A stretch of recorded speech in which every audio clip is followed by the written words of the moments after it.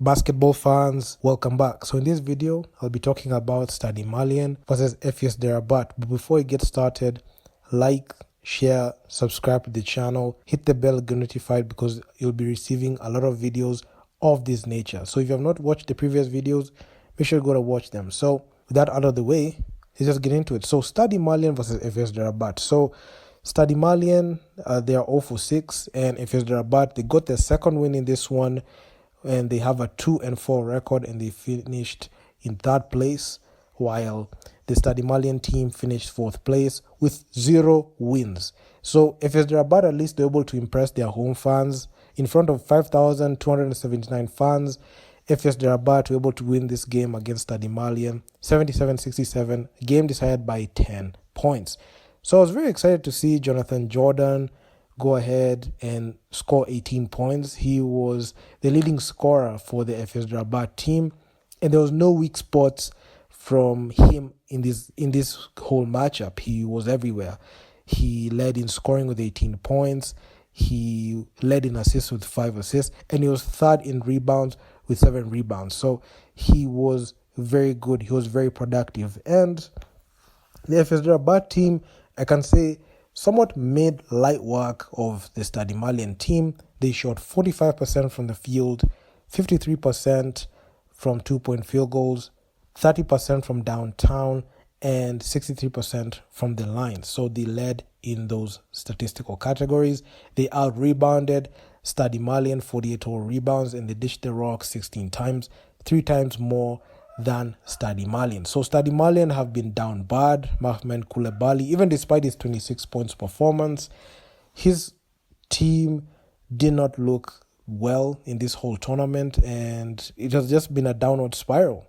Mohamed Koulibaly, he led in points with 26 points, and he was also there leading in assists, 3 assists. And Mohamed Doumbia, he was there with 11 points and 5 assists. So those are the two most reliable options for the Stade Malien, but it was not enough to be able to get them over the edge.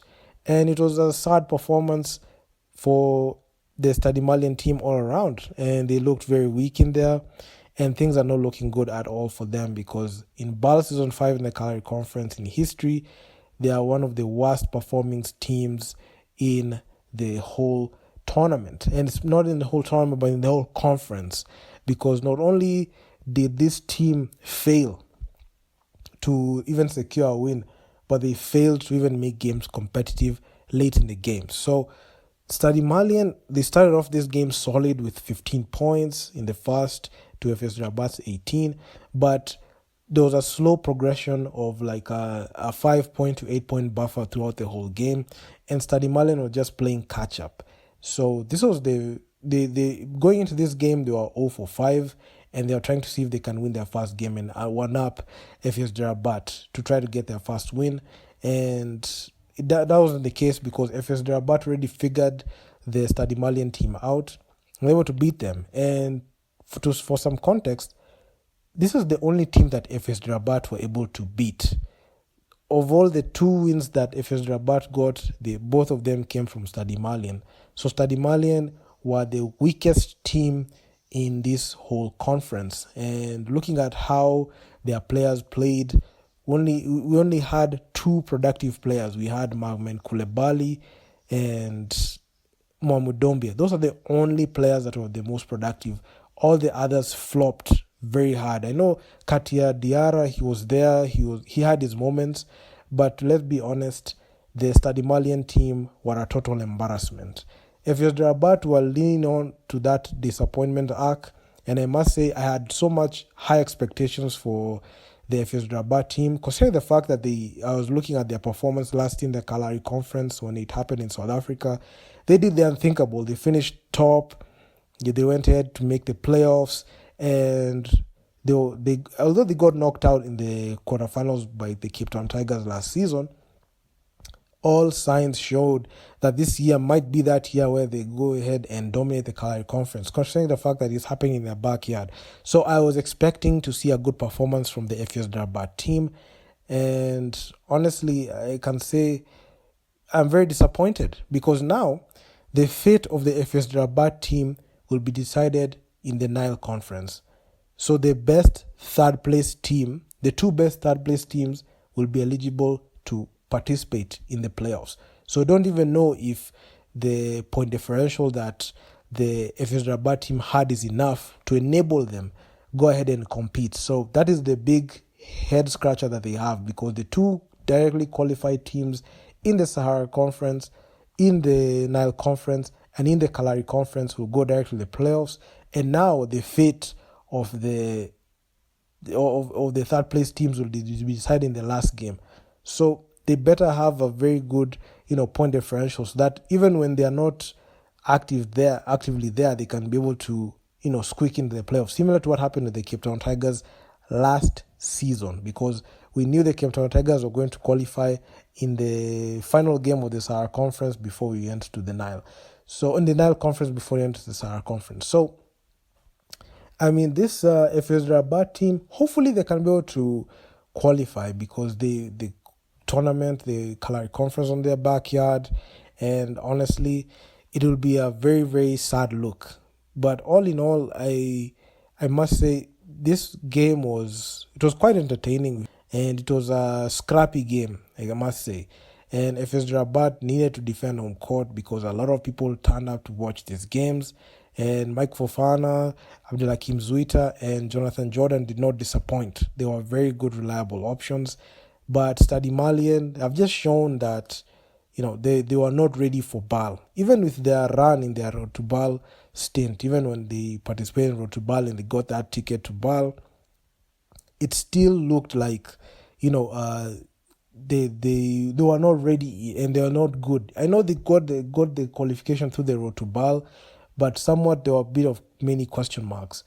But when you saw the tip-off in the first game that they had, they lost.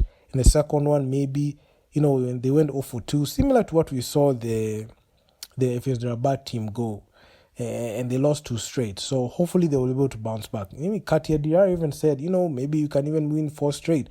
But what ended up happening, they lost 6 straight games, and they're not going to be in the BAL playoffs. You can't make the BAL playoffs when you have not even won a single game. So there's that.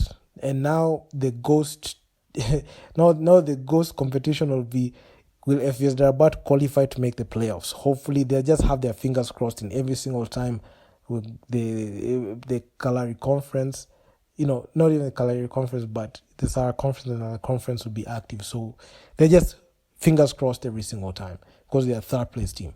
But all in all, it was a very good performance by FUS Rabat. They needed to win this one so that they can be able to solidify their case as the third place. And it was a very, very interesting game, because in the progression of the game, you could see both teams were holding serve pretty well, and the Stade Malien team was in striking distance.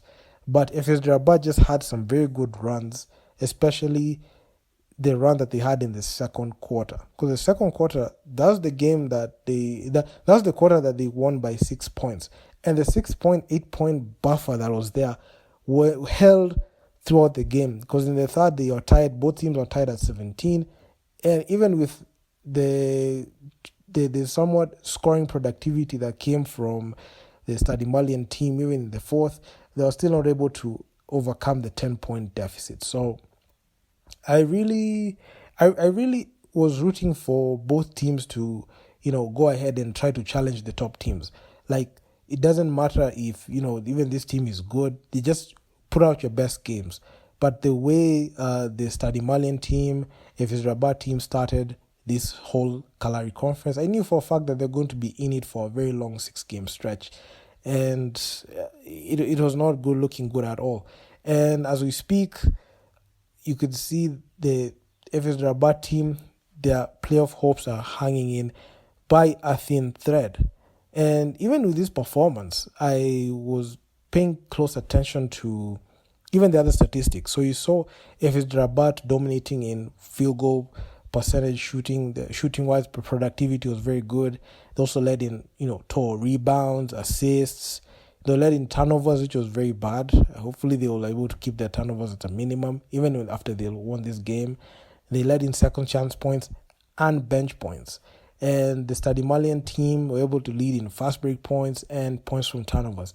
So this performance is it was a good performance for FUS Rabat all around, and I really liked the way these two teams went ahead and tried to mix it up in the last game.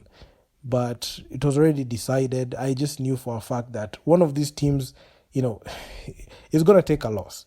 And I was happy to see FUS Rabat try to get that win so they can be able to keep their playoff hopes alive and be able to defend home court, because you can't play in your own backyard and not be able to win a ball game. And considering the fact that a lot of home fans were there, it will not be a good look. And even in the first time they met, FUS Rabat beat them by 20 points.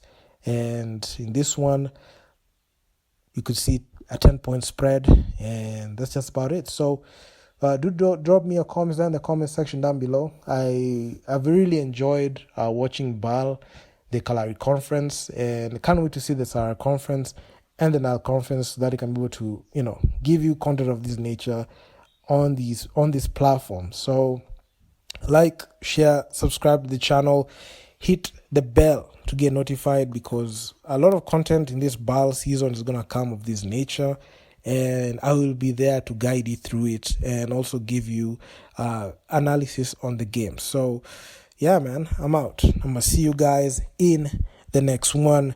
Peace out.